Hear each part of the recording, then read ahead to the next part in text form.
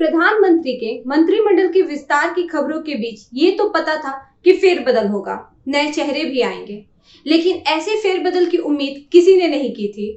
मंत्रिमंडल के विस्तार करते हुए 6 जुलाई को एक और मंत्रिमंडल का गठन किया गया, लेकिन 7 जुलाई की शाम चश्मे पर लगी धूल साफ हुई और 53 कैबिनेट सदस्यों की जगह 77 कैबिनेट सदस्यों को जगह दी गई। इसके साथ ही 12 कैबिनेट सदस्यों को छुट्टी पर भेजा गया। कैबिनेट के सदस्यों के इस फेरबदल और विस्तार के अन्य राज्यों में होने वाले आगामी चुनावों पर क्या असर पड़ेगा, आइए जानते हैं। पीएम मोदी के अलावा अब केंद्रीय कैबिनेट में 77 मंत्री हैं। विस्तार से पहले कैबिनेट में कुल सदस्यों की संख्या 53 थी। इन 53 सदस्यों में से 12 मंत्रियों को छुट्टी दे दी गई, जिसके बाद अब कुल संख्या 41 हो चुकी थी।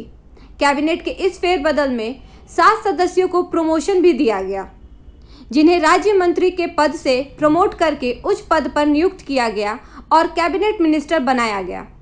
साथ ही जिनके पास एक से ज्यादा मिनिस्ट्री थी उसे भी बांटा गया। नरेंद्र मोदी की टीम से 12 मेंबर्स को छुट्टी दी गई तो 3 गुना यानी 36 नए चेहरों को भी टीम में शामिल किया गया। राष्ट्रपति रामनाथ कोविंद ने 7 जुलाई की रात कुल 43 सदस्यों को शपथ दिलाया। यह शपथ समारोह राष्ट्रपति भवन के दरबार हॉल में कराया गया।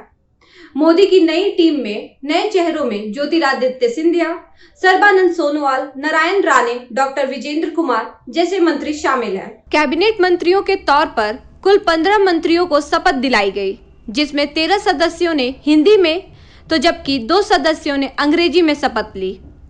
सबसे पहले कैबिनेट मिनिस्टर के रूप में शपथ लेने वालों की लिस्ट में सबसे ऊपर राज्यसभा सांसद और महाराष्ट्र के पूर्व मुख्यमंत्री नारायण राणे का नाम शामिल है। नारायण राणे को लघु एवं मध्य उद्योग मिनिस्ट्री सौंपी गई है। इसके बाद असम के पूर्व मुख्यमंत्री सर्बानंद सोनोवाल ने शपथ ली। सोनोवाल पहले भी मोदी सरकार में राज्य मंत्री रह चुके हैं। इन्हें अब बंदरगाह, जहाज रानी और जल मार्ग और आयुष मंत्रालय की जिम्मेदारी सौंपी गई है। कांग्रेस से बीजेपी में आए ज्योतिरादित्य सिंधिया को भी कैबिनेट मंत्री के तौर पर शपथ दिलाई गई। सिंधिया को नागरिक उड्डयन मंत्रालय सौंपा गया है।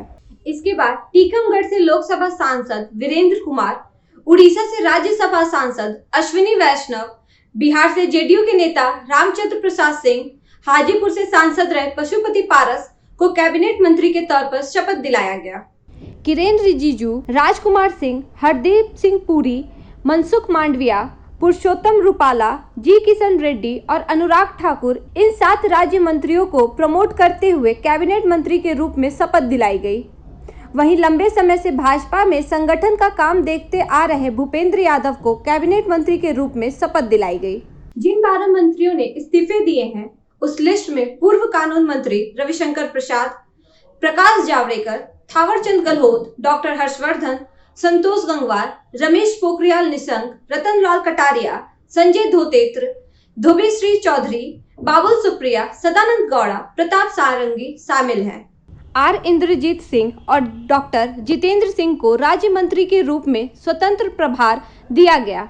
अब अगर राज्य मंत्रियों की लिस्ट में शामिल हुए नए चेहरों की बात करें, इस लिस्ट में कौशल चौधरी को कृषि एवं किसान कल्याण मंत्रालय में राज्य मंत्री की जिम्मेदारी दी गई है। वहीं अजय भट्ट को रक्षा मंत्रालय और पर्यटन मंत्रालय में राज्य मंत्री बनाया गया है।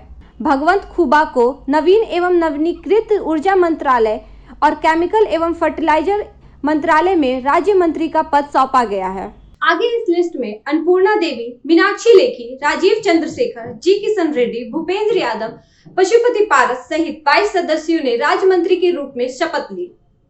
अब बात करते हैं कि मोदी सरकार को इस फेरबदल की जरूरत क्यों पड़ी। कैबिनेट का विस्तार ऐसे वक्त में किया गया है जब उत्तर प्रदेश और पंजाब जैसे महत्वपूर्ण राज्यों में चुनाव नजदीक है और मोदी सरकार को 2024 के लोकसभा चुनाव जीतने के लिए इन राज्यों में अपनी पकड़ बनानी बहुत जरूरी है।